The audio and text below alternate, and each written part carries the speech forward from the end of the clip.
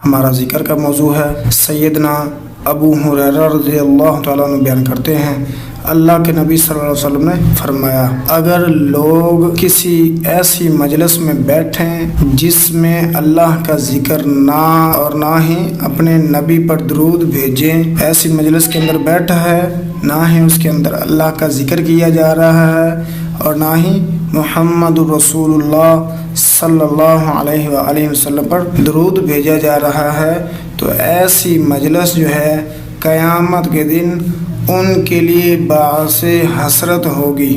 پھر اگر اللہ چاہے گا تو انہیں سزا دے گا اور اگر چاہے گا تو اللہ تعالیٰ انہیں معاف کر دے گا۔ محترم بھائیو، جب بھی آپ کسی مجلس کے اندر، محفل کے اندر، مجلس سے مراد ہے عام لوگوں کی جو گفتگو ہے، جہاں پہ ایک دو بندے، تین بندے، جتنے بھی بندے بیٹھ کر آپس میں گفتگو وغیرہ کرتے ہیں، اس سے یہ مراد مجلس ہے۔ تو اس سے مجلس وہ جلسہ وغیرہ نہ سمجھ لینا جو عام پروگرام بڑے بڑے ہوتے ہیں تقریروں کے یا ویسے مجلس، ہاں اس سے چھوٹی سی چھوٹی مجلس بھی ہے تو اس کے اندر اللہ کا ذکر بھی کرنا ہے اور محمد رسول اللہ صلی اللہ علیہ وسلم پر درود بھی بھیجنا ہے۔ یہ روایت حسن ہے۔ ذکر کی بڑی فضیلت ہے، اللہ کا ذکر کریں اور ساتھ میں محمد رسول اللہ صلی اللہ علیہ وسلم پر درود بھی پڑھتے جائیں۔ یہ بخاری اور مسلم کی روایت ہے۔ اللہ کے نبی صلی اللہ علیہ وسلم اپنی بیٹی سے کہہ رہے ہیں، یا فاطمہ بنت رسول اللہ، اے اللہ کے رسول کی بیٹی فاطمہ، سلینی بما شئتی، سلینی بما شئتی، فرمایا کہ اب مانگ لیجئے، جو چاہتی ہے اب مانگ لے۔ اپنی بیٹی کو اللہ کے نبی صلی اللہ علیہ وسلم فرما رہے ہیں لخت جگر، تو اللہ کے نبی صلی اللہ علیہ وسلم نے فرمایا سلینی بما شئتی، اے میری بیٹی مجھ سے مانگ لیں، سلینی سوال کر لیں، پوچھ لیں، مانگ لیں، جو چاہنا ہے چاہ لیں۔ تو لا اغنی عنکی من اللہ شیئا، میں اللہ کے عذاب سے آپ کو نہیں بچا سکتا۔ کچھ روایات ایسی بھی ہیں کہ فرمایا کہ قیامت کے دن یہ نہ سمجھنا کہ تیرا باپ نبی ہے اور تجھے بچا لے گا۔ بیٹی تک کو اللہ کے رسول صلی اللہ علیہ وسلم کہہ رہے ہیں، مطلب یہ ہے اپنے اعمال پر جنت میں جانا ہے، آخرت میں یہ نہ کہنا کہ میرا باپ جو ہے وہ میری سفارش کر دے گا۔ یہ عام بندہ تو بڑی دور ہے۔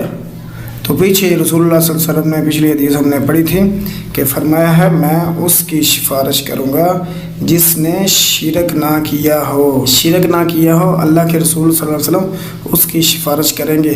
تو گناہ گار جو بھی ہو، جس نے اگر شرک کیا ہے تو اس کی سفارش نہیں کی جائے گی۔ جیسے ابراہیم علیہ السلام اللہ کے خلیل اللہ ہیں، قیامت کے دن ہوگا ابراہیم علیہ السلام اللہ تعالیٰ کو فرمائیں گے اللہ میرا باپ ہے اسے چھوڑ دیجیے، تو اسے ایک بجو کی شکل دے کر اللہ تعالیٰ جو ہے فرشتوں کے ذریعے سے کہ اسے جہنم کے اندر پھینک دیں۔ حالانکہ خلیل اللہ ہیں، اللہ کے خلیل، دوست، جگری دوست، اللہ تعالیٰ نے ان کی بات نہیں ماننی۔ جو شرک کرتا ہو، اللہ کے علاوہ کسی اور سے مانگتا ہو، تو اس کی سفارش وغیرہ محمد رسول اللہ صلی اللہ علیہ وسلم نے بھی فرما دیا ہے کہ میں نے اس کی سفارش کو نہیں کرنی۔ لا یشرک باللہ شیئا، اس نے شرک کیا اس کی سفارش کو نہیں ہونی۔ گرامر کے سبق کے اندر ہم نے حاضر کے صیغے پڑھ لیے ہیں اور اس کے ساتھ ساتھ ان کی علامات کو دیکھتے ہوئے ان کا ترجمہ بھی سیکھ لیا ہے اور صیغے بھی تقریباً جو ہے ہم نے سیکھ لیے ہیں۔ آپ نے یہ گردان مکمل یاد کرنی ہے، ان کے ترجمے ساتھ یاد کرنے ہیں اور صیغوں کو بھی ذہن کے اندر رکھنا ہے۔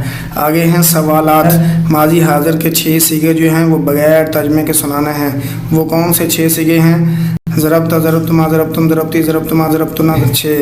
آگے ہے غائب کے بھی صیغے سنانے ہیں اور حاضر کے بھی سنانے ہیں۔ پہلے غائب کے صیغے سنائیں۔ غائب کے صیغے ہیں ضربا، ضربا، ضربو، ضربت، ضربتا، ضربنا، اور حاضر کے صیغے اسی کے ساتھ ہی سنا دیں۔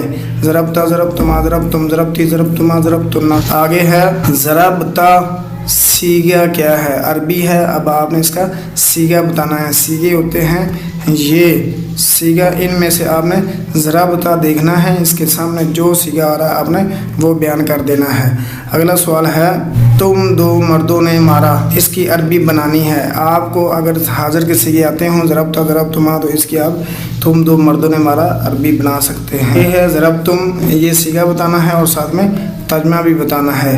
तो एक औरत ने मारा, इसकी अरबी बतानी है। ज़रब तुन्ना सीगा और तर्जमा दोनों बताने हैं। तुम दो औरतों ने मारा, इसकी सिर्फ़ और सिर्फ अरबी बतानी है। आपने कोशिश करनी माजी हाज़िर के भी सीगे याद करें, माजी गायब के भी सीगे याद करें। महमूज़ की तारीफ़ हमने पढ़ ली है, वो है जिसके अंदर एक असली हरफ जो है वो हमज़ा पाया जाए। और महमूज़ की 3 किस्में हैं, महमूज़ुल फ़ा, महमूज़ुल ऐन, महमूज़ुल लाम। महमूज़ुल फ़ा वो है जिसका फ़ा कलमा हमज़ा हो। महमूज़ुल ऐन वो है जिसका ऐन कलमा हमज़ा हो। महमूज़ुल लाम वो है जिसका लाम कलमा हमज़ा हो। जैसे फ़अलुन फ़अला, इसके यानी हमज़ा फ़ा कलमा है, 3 हरफ हैं, हमारा अमरुन। तो इसमें से आपने देखना है कि 3 जो हरफ हैं ये फ़अला अमरा आपने बता देना है। तो पहला फ़ा है, तो अमरा में से पहला जो होगा वो ही फ़ा कलमा है, मतलब हमज़ा पहले नंबर पर आया है। तो हमज़ा फ़ा कलमा मतलब महमूज़ुल फ़ा है। आगे है महमूज़ुल ऐन, मतलब फ़ा ऐन की आपने फ़ाइल लाम बनाना है। इसमें से आपने देखना है साइमा, साइमा सामुन, मतलब हमज़ा दरमियान में आ रहा है और आइन भी दरमियान में आ रहा है। इसका इसलिए नाम है क्योंकि ये दरमियान में, वो भी दरमियान में, तो इसलिए इसे आइन कलमा कहते हैं। महमूज़ुल आइन, आइन के मुकाबले में हमज़ा आ गया है। इसी तरह महमूज़ुल लाम है, लाम कलमे में हमज़ा हो। तो क़राअ क़रउन, हमज़ा आखिर में है, लाम भी आखिर में है, इसलिए महमूज़ुल लाम कह दिया जाता है। अमरुन हुक्म देना, अमरा उसने हुक्म दिया। सअमुन उकताना, साइमा वो उकता गया। क़रउन पढ़ना, क़राअ उसने पढ़ा। ये हमारा महमूज़ का सबक जो है वो मुकम्मल हो चुका है।